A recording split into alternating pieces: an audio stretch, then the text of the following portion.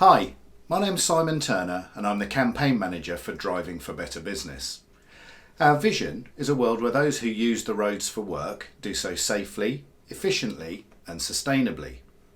As a safety professional, I'm sure you'd agree that's a worthwhile objective, but where do we start? In this presentation, we're going to identify some of the common risk management gaps and see how going further and pursuing good practice can really deliver some strong benefits, both in terms of safety culture and business performance. I'd like to start by spending a minute just recapping a few figures to ensure we're all at the same starting point.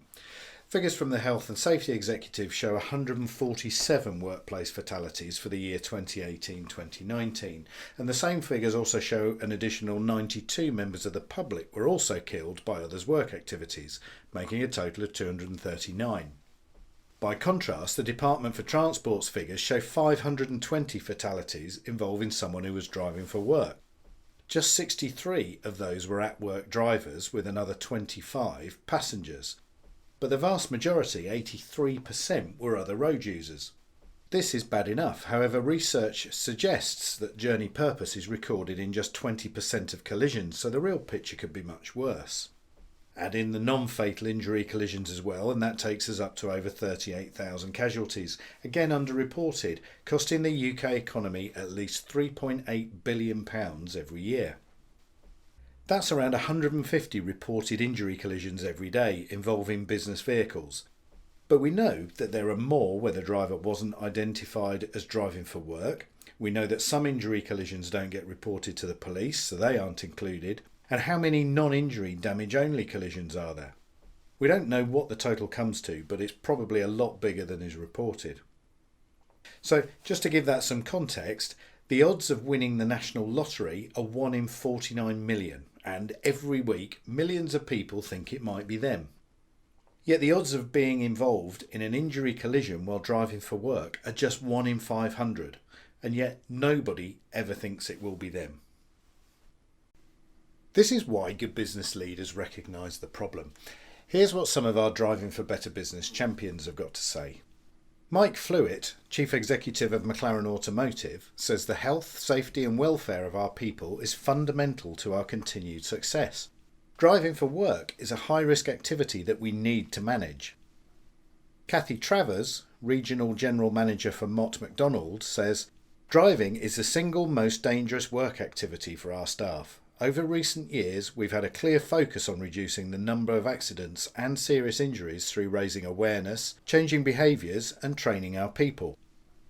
Simon Smith, Managing Director of Morgan Sindall Infrastructure, says, the safety of our colleagues and other road users is of the utmost importance. Everything we do as a business centres on our commitment to being 100% safe.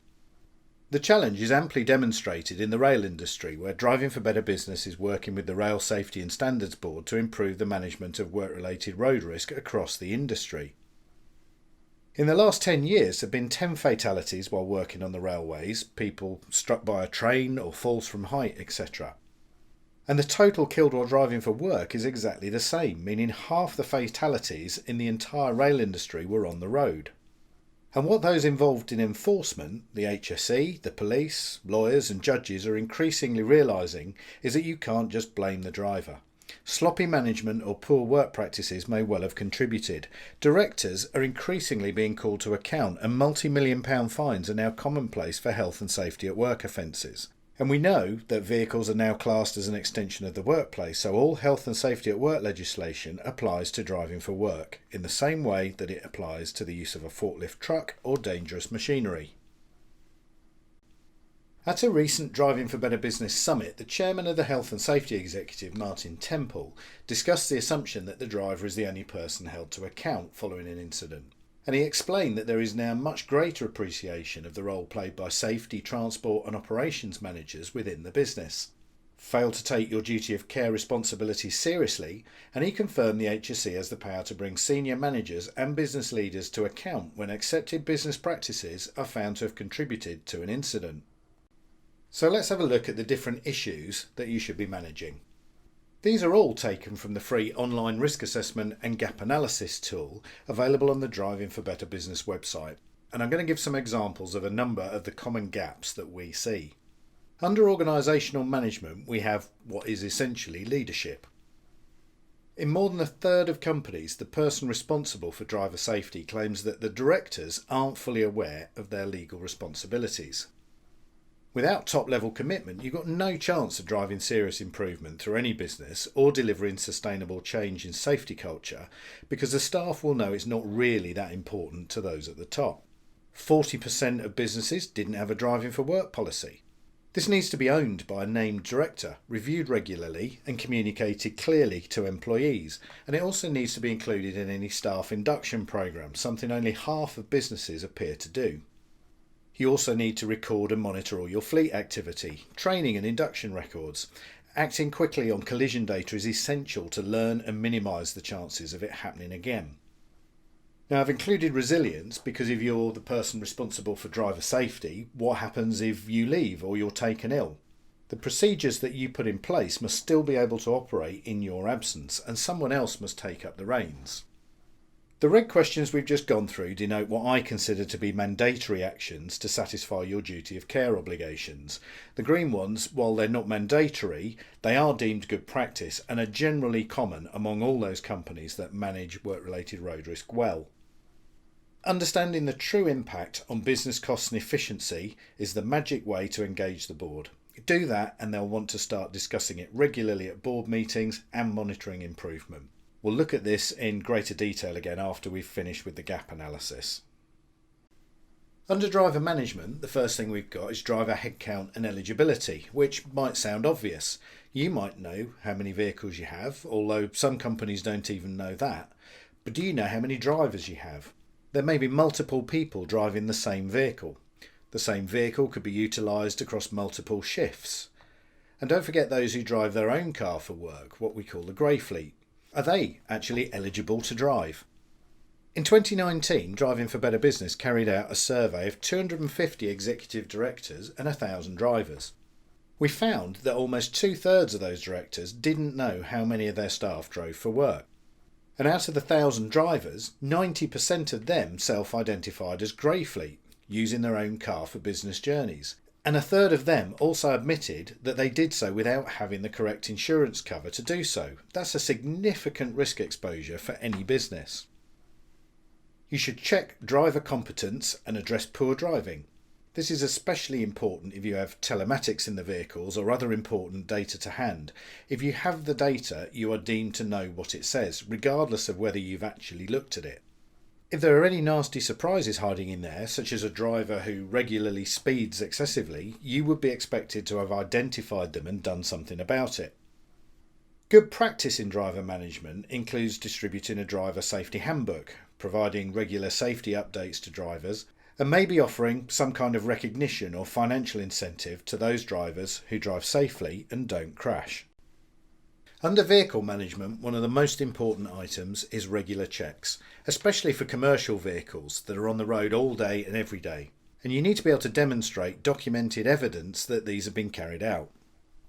Proper servicing and maintenance records must be kept, and this is also a key cost area that can benefit from good management. Proper maintenance is essential. In the case of the Bristol tipper truck incident that killed 4 pedestrians in February 2015, it was poor maintenance and non-roadworthiness of the vehicle that was deemed the primary cause. The driver was not prosecuted, but the company boss and the mechanic were both found guilty of manslaughter and sent to prison. Another key area for commercial vehicles is overloading and unsecure loads, something that the Health and Safety Executive are incredibly focused on at the moment. Staff need to be trained to load and check loads correctly with documentary evidence to show that this has been done. Fitting telematics or dash cams to your vehicles is considered good practice. Not only does this protect drivers and the company from fraudulent insurance claims, but it generally improves driver behaviour significantly too.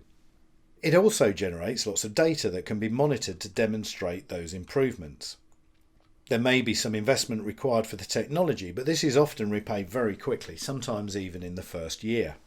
Finally, many businesses don't look at the latest vehicle safety technology because they may not be aware of the potential benefits of something that is often an extra cost option.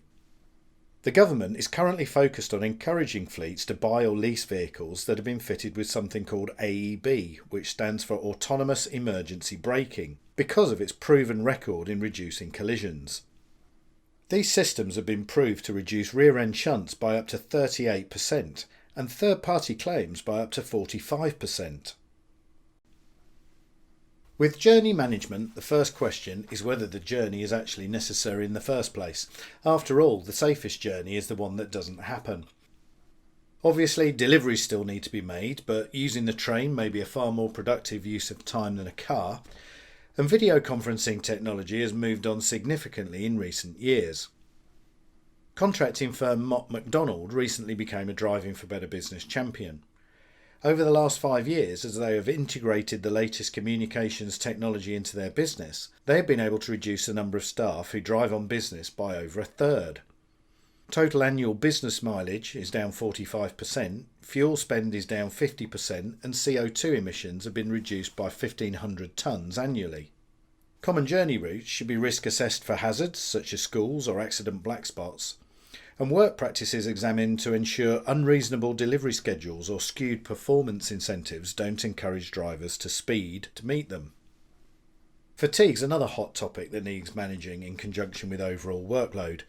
According to ROSPA, driver fatigue could be a contributory factor for 1 in 5 of all crashes and 1 in 4 fatal and serious injury crashes.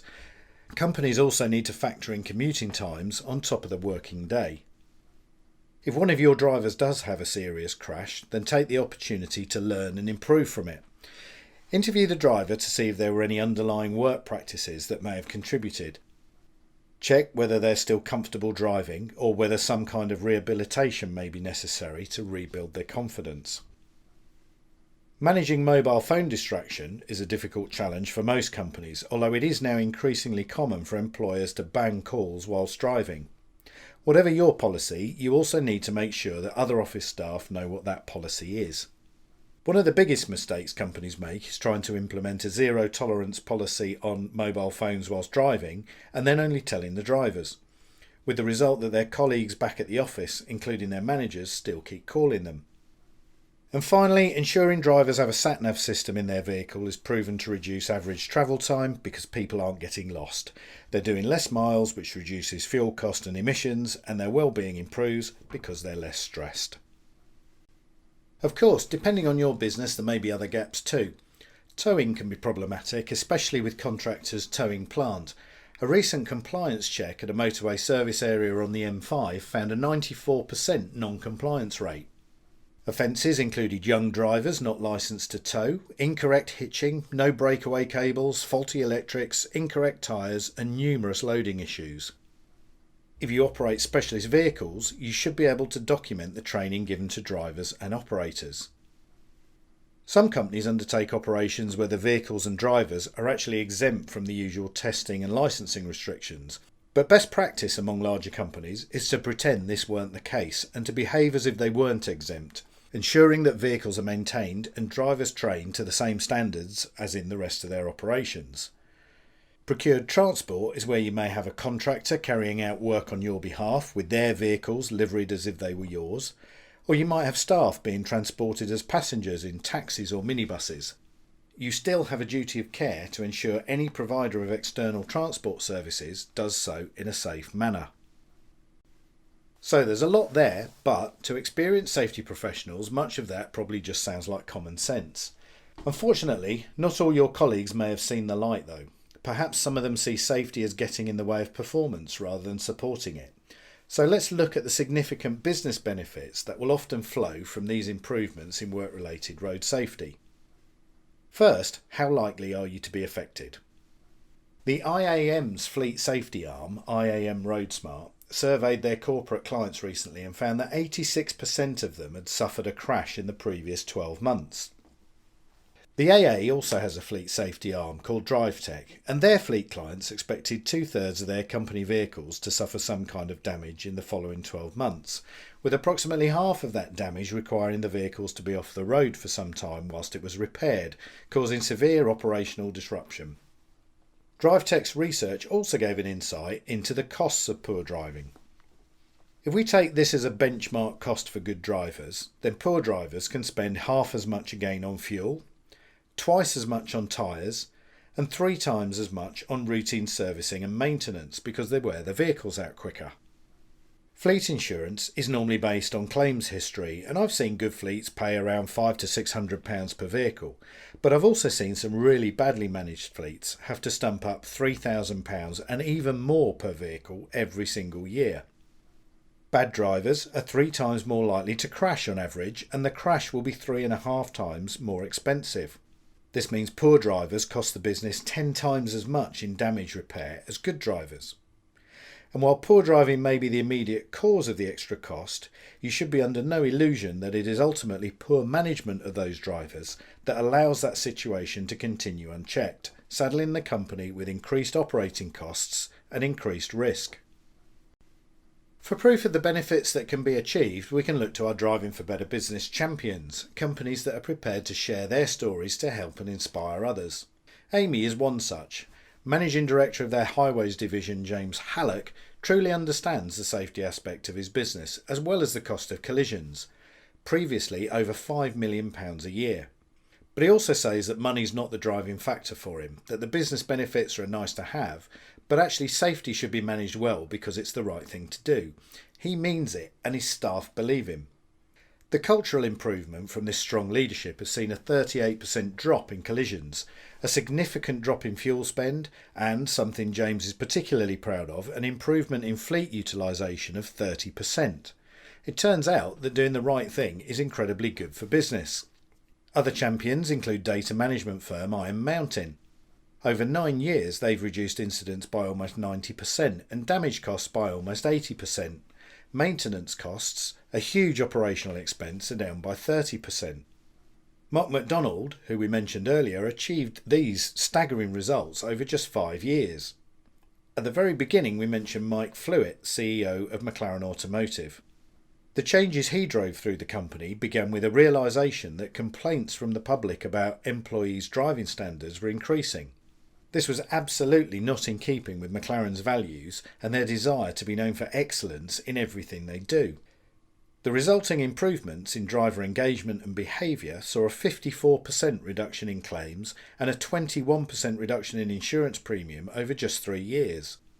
Complaints from the public were also completely eradicated. Lastly, we've got a smaller fleet with Hertfordshire Independent Living Services, who provide mobile social care and home visits to the elderly. In just 10 months they saw an 80% reduction in speeding events, which led directly to a 43% reduction in collisions. Their fleet insurer rewarded them with a 26% reduction in their annual insurance, a really significant sum of money for a smaller business. So there we have it. The next step is to see whether your organisation is doing all it can to improve work-related road safety and manage the associated risks. You can use our free online gap analysis tool covering all the points we've discussed in this presentation and more, with detailed guidance on what's required and why. Just go to the Driving for Better Business website now and click the link to get started. I hope you found that presentation useful.